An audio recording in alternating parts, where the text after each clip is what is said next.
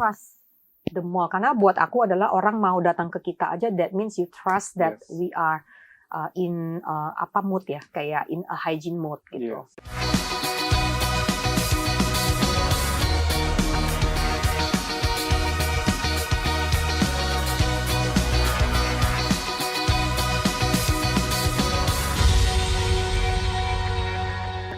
Halo sahabat ceritakan, berjumpa kembali bersama saya Paulus. Kali ini kita akan membahas tentang kondisi new normal di dunia mall ya. Khususnya hari ini kita berada di Mall Senayan City. Saat ini saya bersama dengan Bu Jacqueline, ya, GM Leasing dan Marketing untuk Senayan City. Selamat bertemu Siang Bu. nih kita. Ya, selamat siang kita Selamat sekarang. siang. Salam kenal Bu, terima Salam kasih sudah memberikan waktunya untuk kita datang hari ini. Senayan City sudah memasuki era new normal ya Bu ya? Udah, sejak pembukaan reopening mall di tanggal 15 Juni kemarin, jadi mau nggak mau kita juga harus menyadari bahwa kesehatan dan kenyamanan pengunjung itu menjadi prioritas utama kita. Betul. Jadi untuk mengikuti semua himbauan dari surat edaran pemerintah, kita harus mengikuti new normal ini. Yes. Oh, jadi sejak 15 Juni ya Bu ya? Iya. Oke. Jadi kalau misalnya kita mungkin udah di istilahnya work from home ya, itu tuh udah 2 bulan, di bulan April dan Mei. Betul. Ya, Pak Paulus juga kan ya. Yes. Nah, jadi di situ kita banyak individual mulai belajar, dan mungkin mereka juga udah bosan di rumah, yang membuat mereka tuh semakin kreatif sebenarnya di rumah. Dan buat kita sebagai pengelola mall juga kita harus berpikir, karena mall is actually the public area yang mungkin selama ini akan ditakuti sama semua orang. Tapi gimana caranya tim Senayan City secara operasional harus make sure itu demi kenyamanannya itu kita harus menjaga semua fasilitas yang ada supaya mereka ya merasa safety aja di Senayan City itu. Yes, betul Bu. Nah, apa yang berbeda nih Bu ya? Apa yang sama, apa yang berbeda sebelum dan sesudah PSBB ini di Senayan City? Nah, saya balikin. Bapak perdana nggak ke mall? Perdana nggak? Hari ini perdana apa nggak? Kebetulan ini ketiga saya ke mall. Oke. Yeah. What do you see? Yes. Saya balikin ke Bapak. What do you see when you come here? Oke. Saya datang ke ketiga mall ya di era new normal ini. Yeah. 3 mall. Yang pasti kan sudah ada pengecekan suhu. Pasti. Ya, dan juga kita lihat sebenarnya lebih ketat ya, ketat prosedurnya, dan juga sejak kita keluar dari mobil ya masuk ke mall sudah adalah tim-tim yang juga ikut mempersiapkan pengunjung untuk masuk ke dalam mall seperti itu. Nah, itu pun yang dijalankan sama Senayan City. Jadi pada saat kita pengen reopening ini tuh kita bener-bener we just digest and then talk to the operational, gimana caranya supaya mereka tuh mau ke mall gitu loh. Karena rentan kan, mall di Indonesia is become bisa dibilang rekreasinya mereka. Ya, this is Indonesia. Mall is the place for them to hang out, to meet, to have to party, to dine. Yes. Nah, jadi kita udah harus bisa mempersiapkan itu. Nah, jadi kita mempersiapkan semua keperluan dan fasilitas di mana kalau misalnya sampai pengunjung itu datang, itu dia harus merasa dia nyaman. Nomor 1, itu benar tadi, datang ke mall, kita udah harus merimain ke semua pengunjung, masker is a must, kita bawa. Yes. Cuman karena ini kita masih di ruangan, jadi oke. Pemakaian masker itu mandatory. Nah, sampai ke mallnya sendiri, pengukuran suhu itu harus dipastikan di bawah 37,3. Ya, jadi kalau misalnya memang di atas itu mungkin apakah mereka demam dan lain-lainnya itu, ya kita akan menganjurkan mereka untuk segera diperiksa ke dokter yang terdekat atau ke rumah sakit terdekat. Nah, jadi nyampe ke mallnya kita, itu juga kita udah mempersiapkan beberapa area untuk hand sanitizer. Ya, akan lebih baik buat pengunjung itu untuk mencuci tangan lebih sering, lebih berkala, misalnya 30 menit sekali untuk cuci tangan, di luar dari hand sanitizer. Nah, di luar dari itu, semua fasilitas udah kita usahakan itu touchless. Iya. Nah, kenapa? Karena kan biasanya kalau kita ke mall, either kita naik eskalator, kita pegang handrail, atau Iya. kita misalnya ke lift di mana itu sebagai public area yang sering menyentuh, Iya. itu kita meminimalisir. Jadi touchless untuk di bagian lift kita udah install baik di luar dan di dalam. Dan itu pun kita ada menyediakan customer service associates-nya di dalam lift dulu karena itu untuk memastikan jumlah kapasitas yang di dalam lift. Betul. Ya. Terus untuk parking juga. Misalnya Pak Paulus mungkin tadi parking itu pas masuk juga udah touchless. Betul. Untuk mengeluarkan Tiket, tiketnya. Karena kita nggak pernah tahu siapa yang pencet tombolnya itu kan. Nah, Jadi ada beberapa area yang memang kita usahakan itu 100% touchless. Nah, jaga jarak. Nah, sejak reopening ini, new normal ini sepertinya udah teredukasi untuk semua kalangan. Jadi marketnya Senen City kita udah mulai memantau pengunjung yang datang itu mereka rentan berjaga jarak. Even mereka ke eskalator pun mereka tuh udah nunggu dulu. Satu udah naik, udah 2 anak tangga atau 3 anak tangga, orang itu baru naik lagi. Jadi they are fully aware. So habis itu mereka pada saat mereka apakah belanja grocery atau belanja, they are really on the face shield. Some of the pengunjung itu face shield. Some of them they are wearing the glove. Jadi macam-macam. Jadi it depends on what they think about the hygiene. Ya, gitu. Oke, karena dari market Senayan City ini sendiri juga umumnya sudah well educated ya? Iya. Oke. Jadi itu yang kita udah mulai monitor dari reopening, kita pengen tahu behavior apa sih yang berubah dari customer-nya. Nah, ternyata memang behavior-nya itu mereka cukup aware about the hygienist. And then they fully aware about the distance. Jadi even they shopping, kita juga fully aware kalau misalnya memang mereka harus mencoba, they are asking the sales assistant. Kayak ini tuh udah udah di let's say vakum belum, atau misalnya udah diuap belum, kayak gitu-gitu. Nah, betul Bu, karena Ibu sudah mention, bagaimana dengan kesiapan para tenan yang ada di Senayan City ini?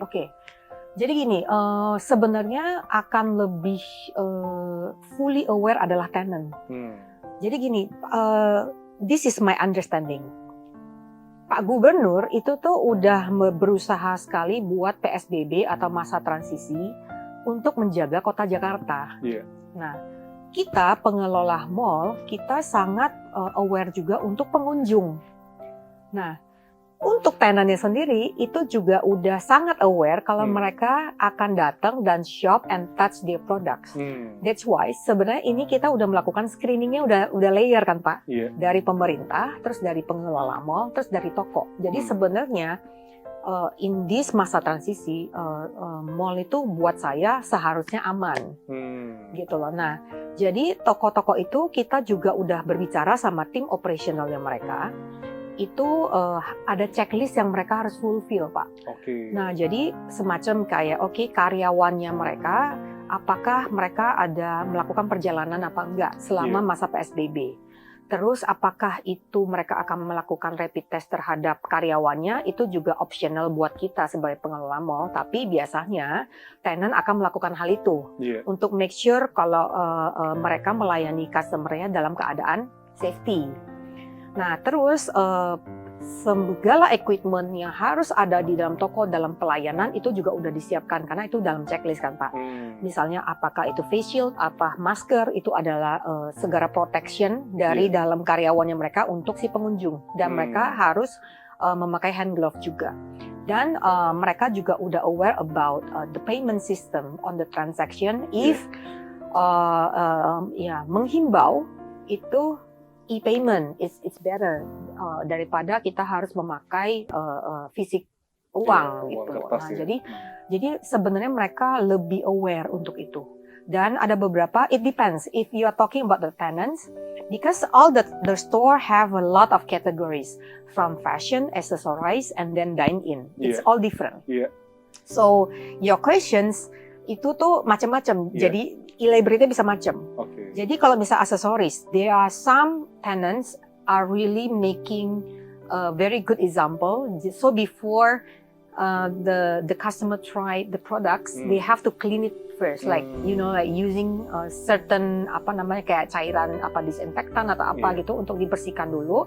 Habis itu customernya baru pakai. Oh, oke. Ada seperti itu. Habis itu dibersihkan lagi baru di display. Nah untuk baju, they are doing the vakum atau uap itu maksimum 3 menit untuk bisa kill the germs. Ya kayak semacam UV. Nah terus ada yang dine-in itu juga sangat they are aware, they don't even have a physical menu anymore.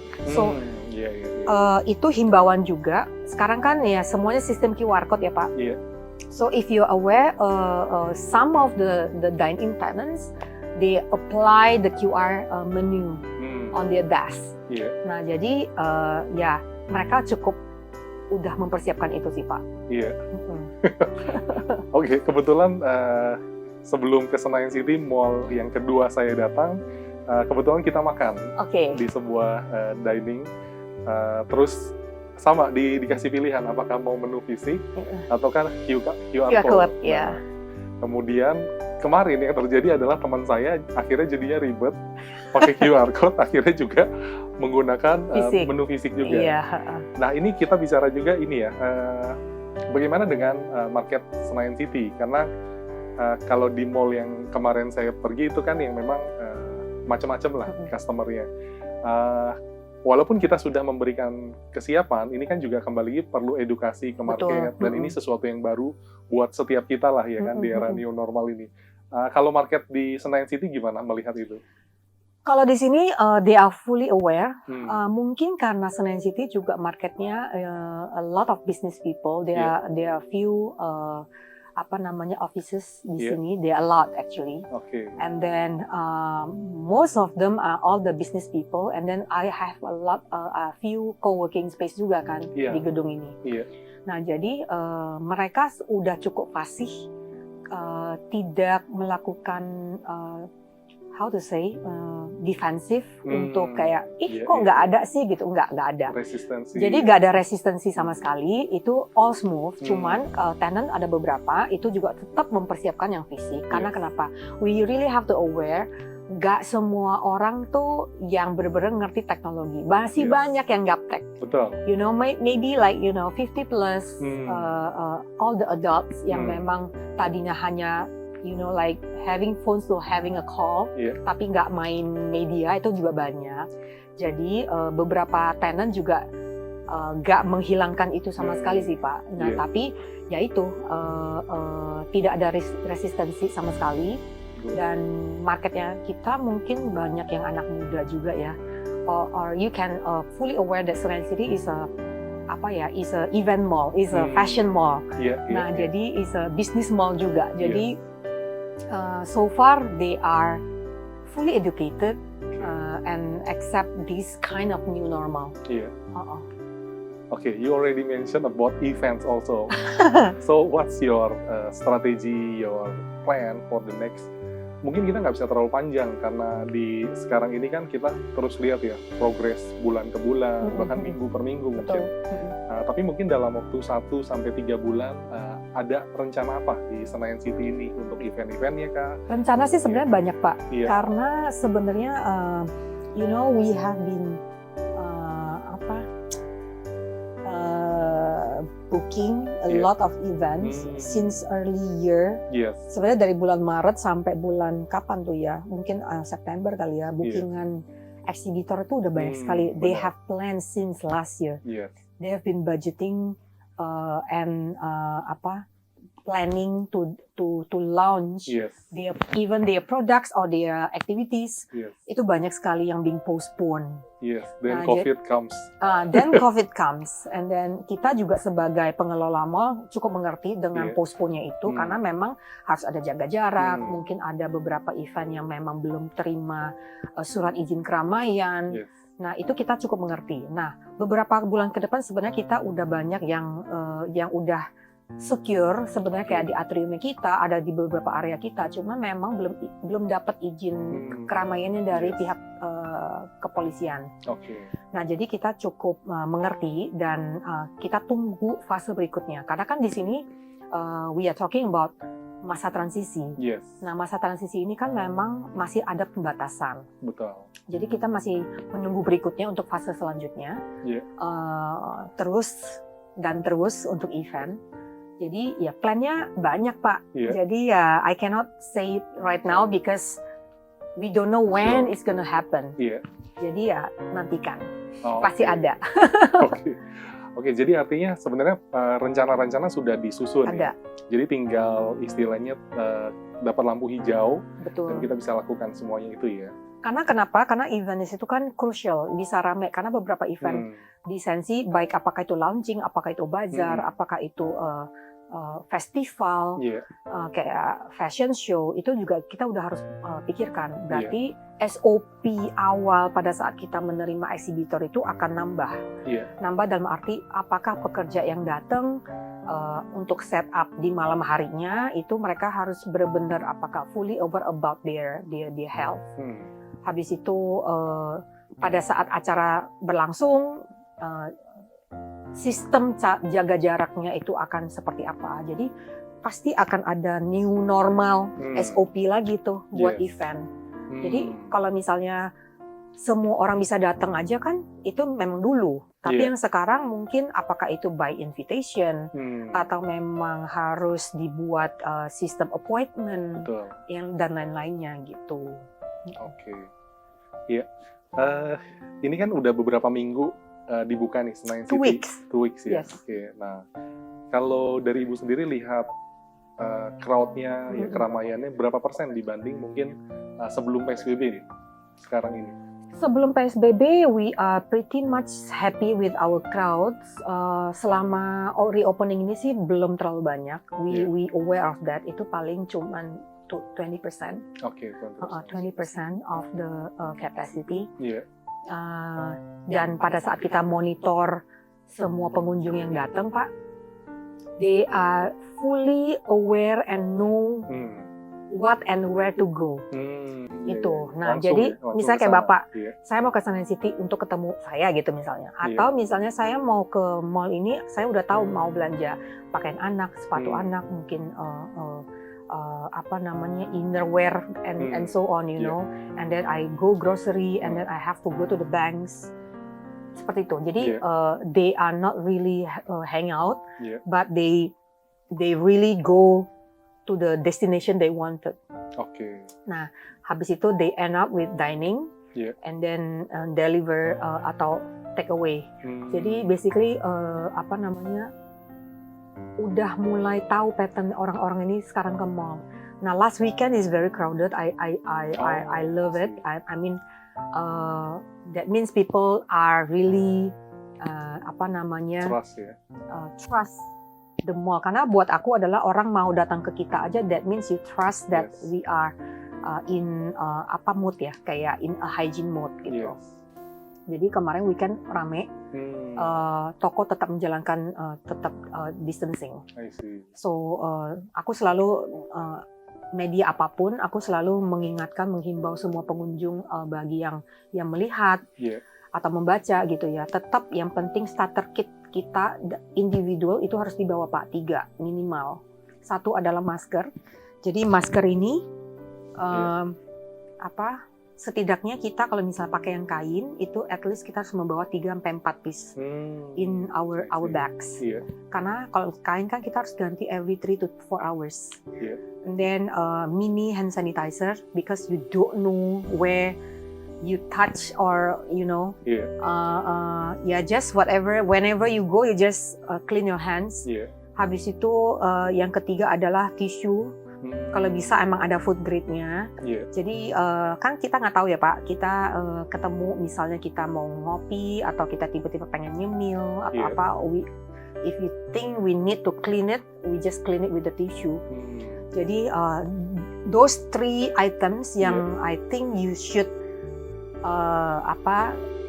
bring with you all the times. Oke. Khususnya juga pas ke mall ya. Iya. Nah, kemana aja sih, nggak harus ke mall. Ya. Jadi itu guys, tiga hal ya things yang penting. Tadi kan kita bicara juga tentang dari sisi kesiapan mall dan tenan. Ini kan penting juga dari sisi masyarakat tersendiri. individual, Iya, secara and then make sure masing-masing. that you are healthy. Karena kalau misalnya kayak semacam if you're not healthy, you better stay home. Iya, So I'm not recommend you go to the mall. iya, Karena kan kita harus menjaga orang lain. Jadi bukan karena semata-mata kita happy, oh I'm good, I'm healthy enough to go to the mall, I'm hang out. No. If you go out, make sure that you are healthy. yes. Jadi if you think that you are like dizzy atau memang nggak sehat ya, you better stay home aja gitu. Betul. Itu balik lagi ke individual masing-masing. Selama 2 minggu ini udah ada case atau maksudnya pengunjung yang datang? Puji ternyata- Tuhan nggak ada. Kongres. Puji Tuhan nggak ada. Oh, Karena oke. buat kita itu penting.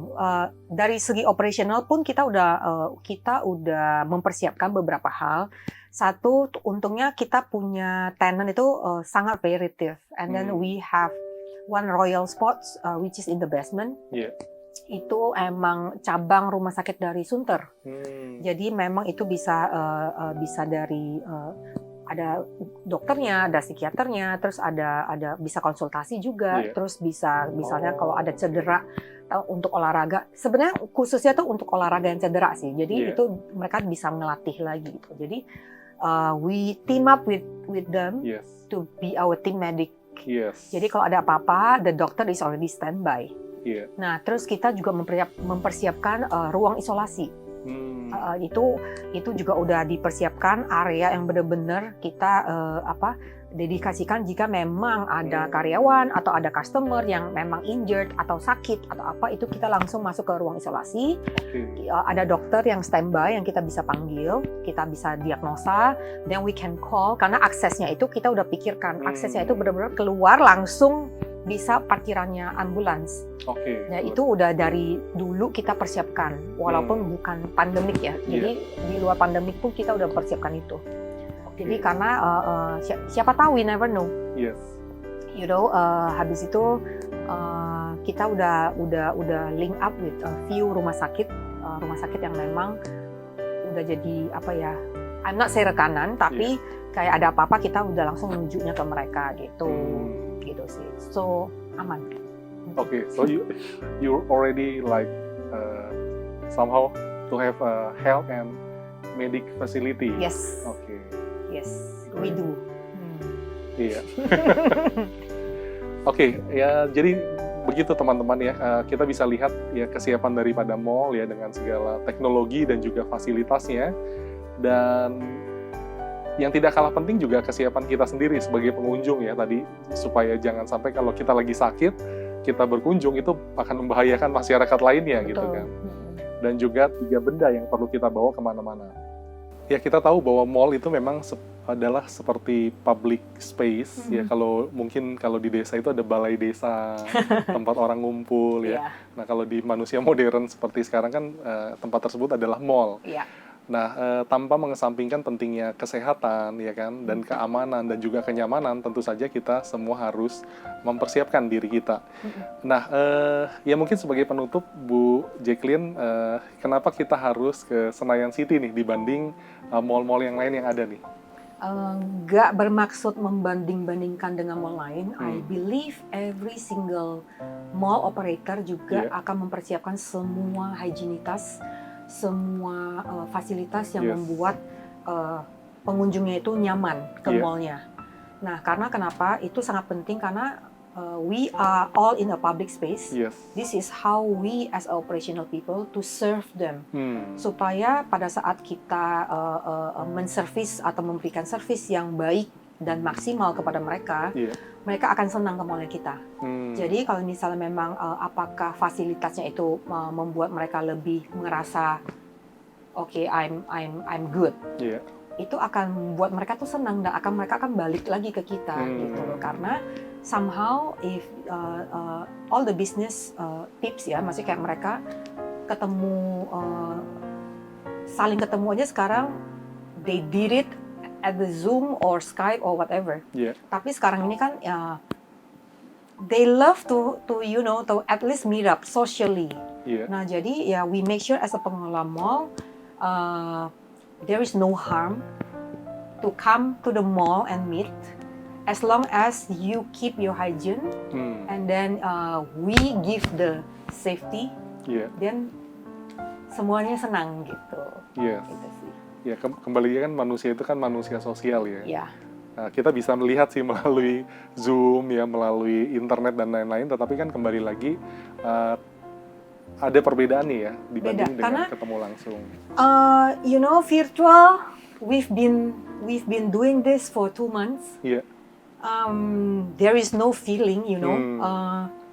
Even sekarang semua meeting, baik apakah itu sama principal, sama business, all the tenants, and then sometimes with the media, it's all virtual. Itu tuh kayak the feeling is different when you meet, you know.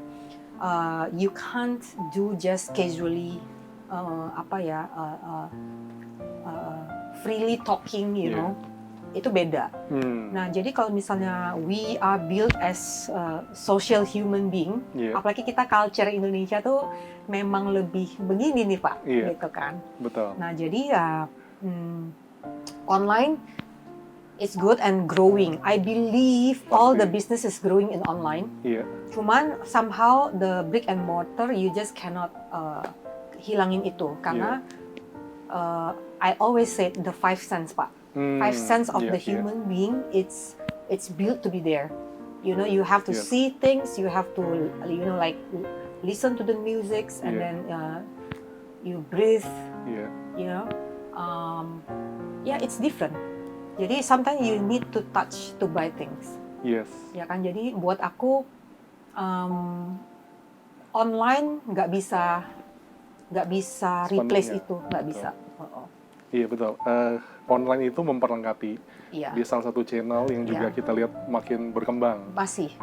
Betul. Walaupun itu tidak bisa menghilangkan juga yang secara manusia ke manusia secara langsung seperti itu ya.